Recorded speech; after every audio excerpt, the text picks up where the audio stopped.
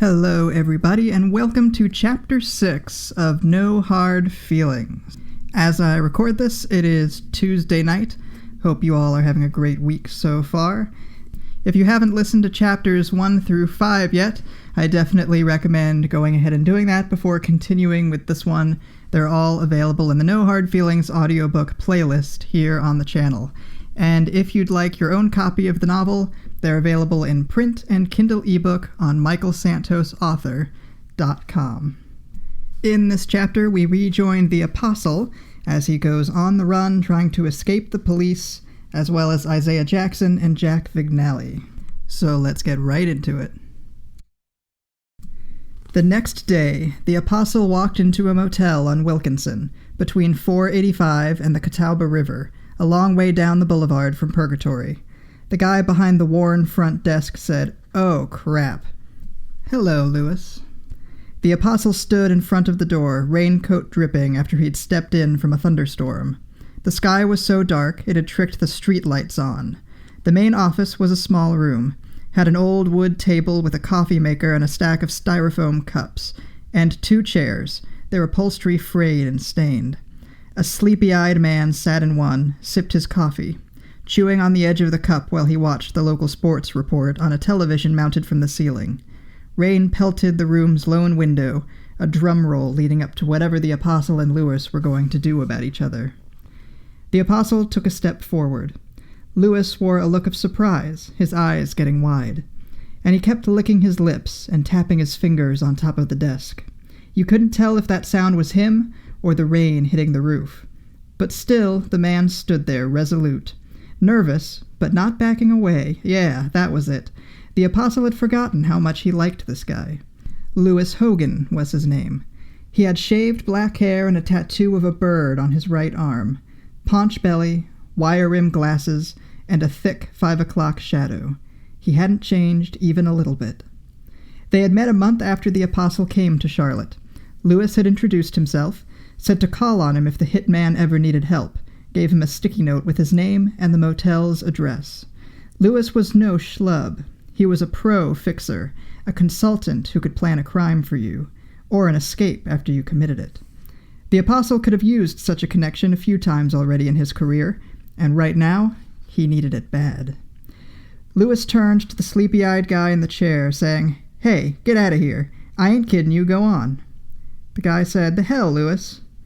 Look, next time you come in, I'll let you stay long as you want. I'll make this up to you. But for now, you gotta get the hell out of here, you heard me?" The guy shook his head, drained the last of his coffee, tossed the cup at the garbage can. Missed it, and didn't seem to care. He gave Lewis a dirty look over his shoulder, and shuffled into the storm. "Hate doing that," Lewis said. "You see, that man don't have no other place to go on a rainy day." The Apostle took a seat at the table. Lewis poured himself a cup, pulled a flask from his pocket, spiked it with what smelled like rum, then sat down across from the Apostle. "Been a long time, Byrne. Got to thinking you lost my number, or maybe you was really as good as you claimed to be, and you never needed my services." "I didn't lose your number." Lewis shook his head, snorted. "Look at you. Same cocky sumbitch I remember. Cool as hell, but letting your rep go to your head, I think. Everybody like you runs into trouble eventually, Apostle. So, what can I do for you?" "I need a room, a place to hide for a while." "Hide from what? Does it matter?" "Hell yes, it matters. I ain't trying to get mixed up in some out-of-control crap you might have started. What I need to know, who are you running from, and what have you done to get them pissed? I don't want to know specifics, except who's the problem and how bad are they." The Apostle crossed his arms. The sports reporter was covering NFL preseason, the lessons learned from Panthers training camp, news on trades, a breakdown of the schedule, who they'd beat, who'd beat them. The Apostle wanted the man on the tube to keep talking. He never watched television, thought it was a waste of time, but he liked having the background noise right now, having somebody else in the room besides him and Lewis. "The police, for one. They tossed my apartment last night." "That's too bad. You see my problem, yeah?" Lewis said, "Sure, that's a tough break. I got lots of ways I can help you duck the law, but it sounds like they ain't your only problem." "They're not." Come on, you gotta give me more to work with than that." The apostle let his silence speak for him. It was bad enough Eve and the cops knew what he'd done. He was sure Vignali and Isaiah did too. He couldn't risk somebody else finding out, maybe talking about him to the wrong people. No doubt Lewis had made a lot of friends through his work as a fixer. The apostle wasn't about to confess his sins to this man who could spread his business all over town. Lewis sipped his spiked coffee, then said, "Okay, that's fine. Although I ain't sure how exactly to help you, you don't tell me the particulars. But I'll tell you what I can do. How about that?" The guy given him a sleazy salesman smile, speaking with a steady, reassuring tone he probably used on all his clients. "What I can do? Get you a new identity, like a second social security number. That would cost you $250. You want, I can get you some false IDs, passports, help you become a different person. And if you need a car with a clean plate, insurance, registration, I got you on that too. Or I can talk to this crew from Mexico I do business with. Real good people smugglers can get you out of the state in a hurry. Out of the country, if you in the desperate kind of trouble, the kind that involves feds, man. Now that ain't cheap, though. Cost you 20, 30, maybe even 50 grand. But it sure is effective." "I don't want to leave Charlotte," the apostle said, not interested in making a new home again. "I get it," Lewis said, pouring more rum into his coffee. "Nobody likes throwing away the life they built, even one like yours. But sometimes running is the best chance they got of staying above ground, you heard me? A new life is a whole lot better than death, I always tell my customers. So what if I get you a new identity for starters, and we go from there? All I want is a room. You're gonna regret not taking more precautions, I'm telling you that right now. I've seen it 100 times before. Just the room. I'm paying you to keep me hidden here. Use your professional discretion doing it. And if I need another of your services, I'll let you know. Until then, you don't need to know more, yeah?" Lewis stood up and went back behind the desk. "I got, 2 rooms available. I'll give you the bigger one. But hey, take some time and think about my other offers. I'll save your life, I guarantee it. That right there is my slogan." The smile widened. "I mean, it ain't a money-back guarantee, but it's still a good deal." When the rain cleared up that afternoon, Isaiah and Jamie hit the backyard of the lake house with a football. An official one with the NFL logo on it, regulation size and PSI. Isaiah had given it to the boy for his birthday that year, encouraging him to stay focused. The home was an old ranch built in the 80s. The shutters needed painting, and the brick could use a good power washing. Both of those things were on his list. He wanted to do them for Tanya and Jamie. But it was a nice residence in a great location, man, right on Lake Norman. You couldn't beat it. Lots of back windows looking out at the water, facing west so you could see the sunset. The yard was a flat stretch of grass with a line of scrub on a hillside between the house and the lake. Good for practicing football. Isaiah lined up next to Jamie, took a running stance and let his arms dangle freely, just like the wide receivers on TV. Jamie called hike. Isaiah took off running straight up the yard, being careful not to slip on the slick turf. Then turned about 60 degrees right, doing a post route. The boy delivered a tight spiral with a lot of heat on it, hitting Isaiah square in the chest. Isaiah kept running to the edge of the yard, pretending it was an end zone. Spiked the ball and did a dance, Jamie laughing down at the other end. Isaiah thinking he was glad he took the weekend to come and visit the boy. And Tanya.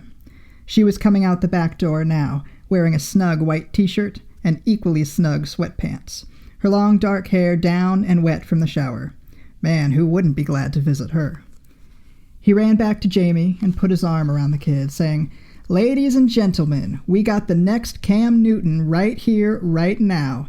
Better come and meet him before he gets too famous for y'all's sorry behinds." Saying it loud enough for the whole neighborhood to hear. The husband and wife from the house next door were out barbecuing on their deck and looked over, annoyed. The dude spat something off the deck in their direction. Isaiah had to smile. Tanya said, "Don't be pissing off the neighbors. We're still getting to know everybody, and I already had to get on them about letting their dog do its business in our yard.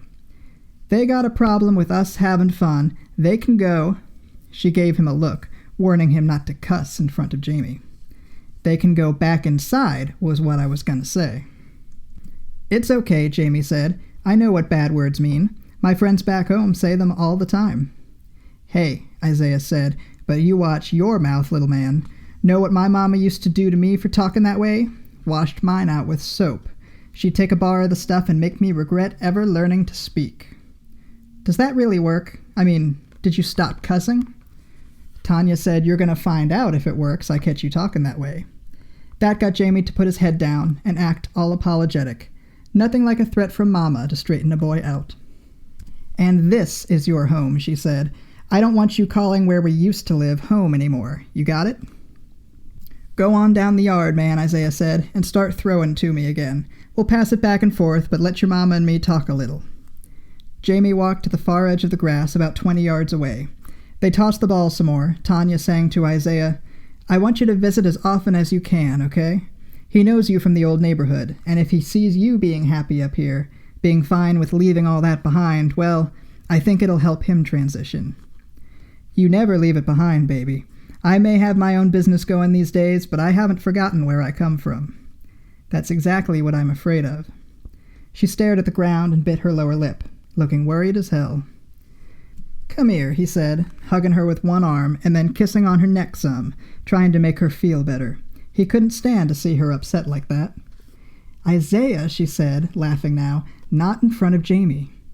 He's getting to that age, he knows what's going on between us. I don't want him to get there too quick. You won't be able to stop him. He's going to be a star quarterback, and we're going to be chasing all his cheerleader girlfriends away from this house. They separated, and Isaiah caught another pass and sent the ball back. He just couldn't get a good spiral going. He'd never been able to all his life. The ball would come out of his hand and tumble through the air, wiggling at the ends as it flew. But Jamie?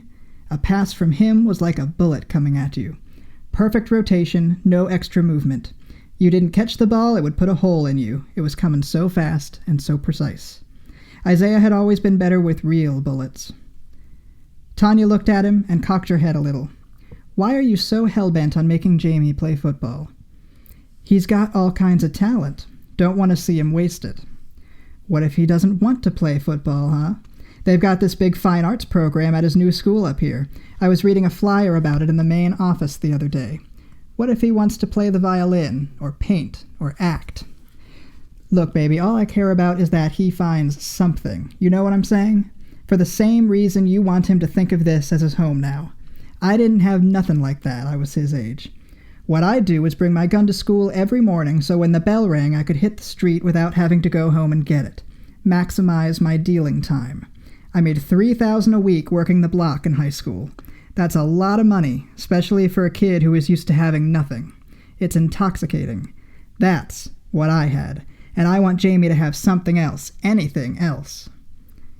Is that why you helped us move up here? Sure is.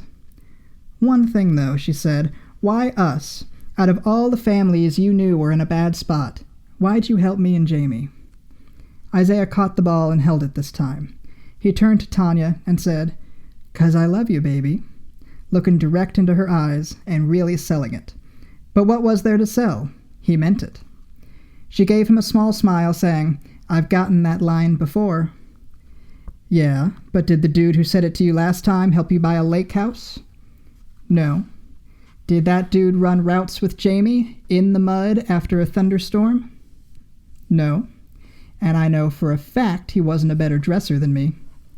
She looked him up and down and grinned. "Well, that one's debatable." "Okay, now you're just trying to hurt me." "No, Isaiah, I love you too. I want you to know that.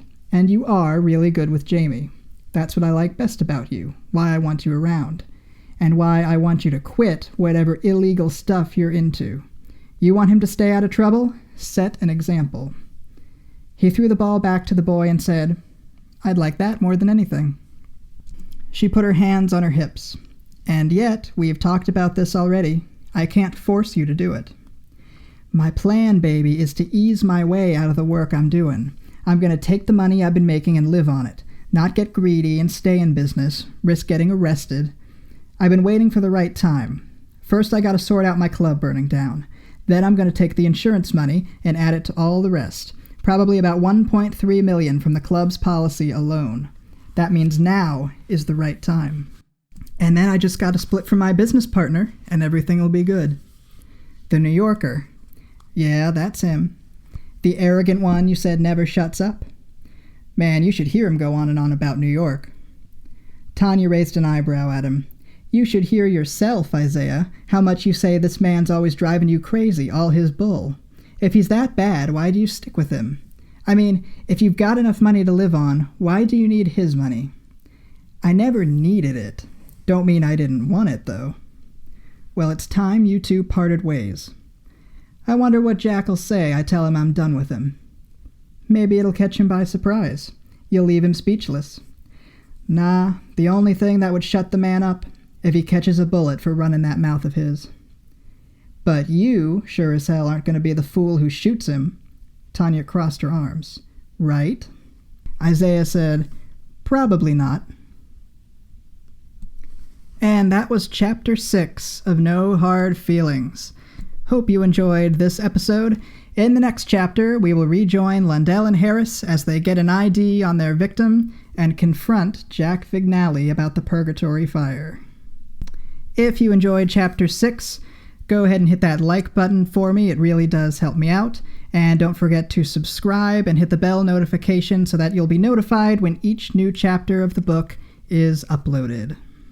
And if you want your own copy, once again, those are available on michaelsantosauthor.com.